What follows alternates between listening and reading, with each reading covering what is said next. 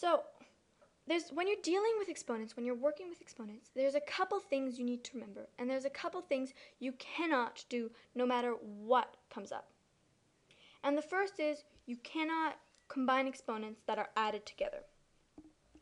So, for example, if you say 2 to the power of 3 plus 2 to the power of 5 is not equal to 2 to the power of 8. It's not equal to 2 to the power of 8.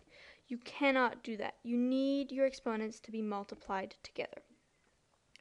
So if ever you have one of these questions, and you probably will, because this is the kind of thing teachers like to do to you, and you're going to see it.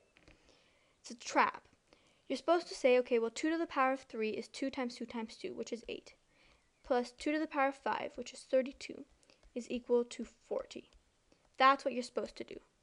You cannot do this here. This is a no-no. All right, now the second thing you have to remember is when you're combining exponents, they have to have the same base. You can't say, for example, 2 to the power of 3 times 4 to the power of 3 is equal to, well, 8 to the power of 6. No, they have to have the same base.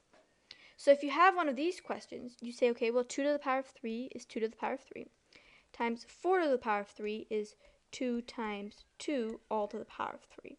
And from a multiplying rule, we know that this is 2 to the power of 3 times 2 to the power of 3. You just go that one in there and this one here. And that's equal to 2 to the power of 6. So we would say this here is equal to 2 to the power of 3 times 2 to the power of 6. And now they do have the same base. And then you can say, well, this is 2 to the power of 9.